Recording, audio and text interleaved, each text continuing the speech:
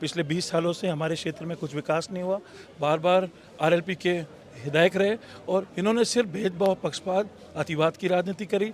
अन्याय के खिलाफ किसी ने आवाज़ उठाई तो उन्होंने आवाज़ दबाई। खींवसर परिवार का खींवसर से जो रिश्ता है कोई राजनीतिक रिश्ता नहीं है। ये जो रिश्ता है 21 पीढ़ी और 500 साल पुराना है। और गजेंद्र सिंह जी को पूरा विश्वास था कि खींवसर की 36 कौम, आता बहनें, किसान भाई, हमारे युवा साथी उनकी बात रखेंगे, उनका मान रखेंगे। इसी कारण उन्होंने इतनी बड़ी बात कही थी, पूरे आत्मविश्वास से कही थी, क्योंकि उनको 100% विश्वास था कि खींवसर की 36 कौम इस बार साथ आएगी। दोस्तों, मैं खींवसर विधानसभा की लगातार आप लोगों को अपडेट देता रहा हूँ, चाहे ये उपचुनाव हो, शुरुआत से लेकर आखिर तक। आज जो है फाइनली भारतीय जनता पार्टी के उम्मीदवार रेवंत राम जी डांगा है, वो चुनाव जीत चुके हैं।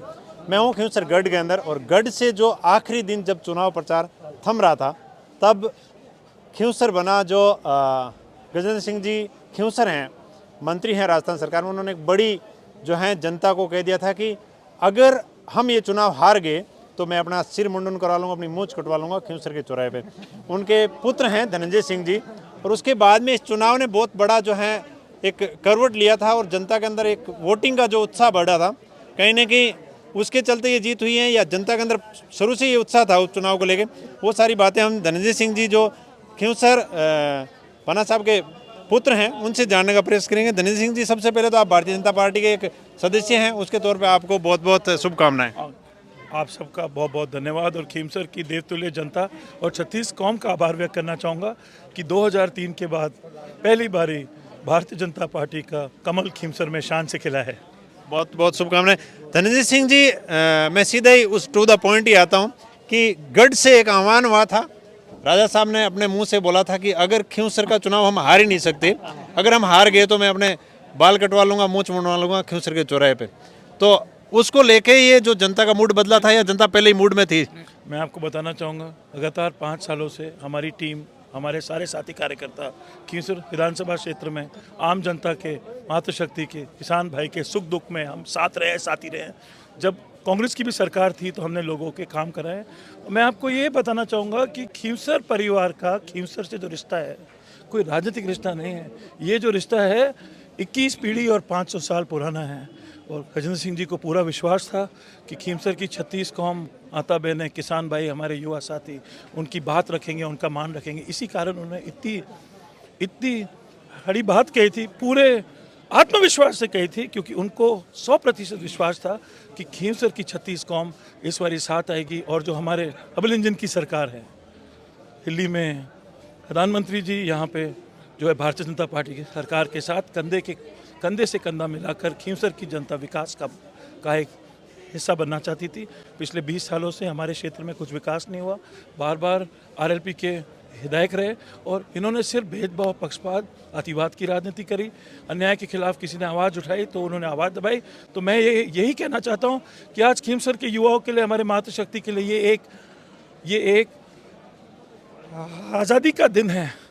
और मेरे को पूरा विश्वास है कि भारतीय जनता पार्टी के नेतृत्व में खींवसर में जैसे 2003 और 8 के बीच में ऐतिहासिक विकास हुआ था, आने वाले समय में जो है खींवसर भारत ही नहीं विश्व पटल पर अपना नाम रोशन करेगा।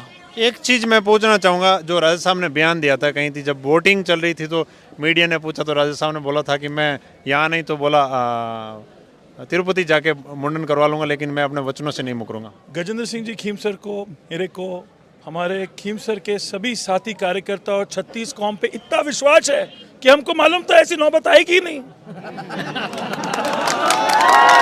हमको मालूम था, हमको ये पूरा विश्वास था कि हमारा 21 पीढ़ी और 500 साल पुराना जो प्रेम है, जो विश्वास है, ये आज भी कायम है। और हमें पूरा भरोसा था 36 कौम में कि ऐसी जो हमारी जो देवतुल्य जनता है, ऐसी नौबत नहीं आने देगी। और आज आपने देख लिया, ये 1000-2000 से जीतनी हो, ये भारी जीत है। भारी जीत है। कहीं ना कहीं आप जैसे राजा साहब अभी मंत्री हैं, तो जिम्मेदारी आप लोगों की खींवसर के प्रति डबल हो जाती है। आप खींवसर के लोकल हो, भले आप लोड से जीते हो, लेकिन खींवसर की जनता को आप जैसे चिकित्सा मंत्री हैं, तो स्वास्थ्य के लिए आप लोगों की भी रिस्पॉन्सिबिलिटी खींवसर के लिए डबल होती है। क्या भूमिका रहेगी?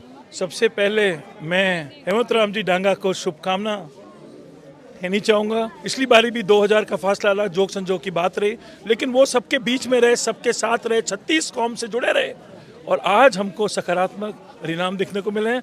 और अगर आप खीमसर की बात करें, आपने खीमसर की तुलना और से करी, मैं तो ये मान के चलता हूँ कि कोई भी राजस्थान का मंत्री जो होता है उनकी जिम्मेदारी उनके क्षेत्र को छोड़ के पूरे संपूर्ण राजस्थान का नागरिक जो है वो उनकी जिम्मेदारी होता है। और खीमसर तो मेरी जन्मभूमि है, खीमसर मेरी कर्मभूमि है।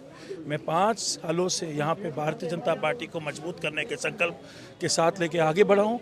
हम तो एक छोटी सी सोच 5 साल पहले लेके आए थे, खीमसर में अमल खिलाने की सोच लेके आए थे। कई विपक्षियों ने हमारा बहुत मजाक उड़ाया, हम पे बहुत हंसे थे।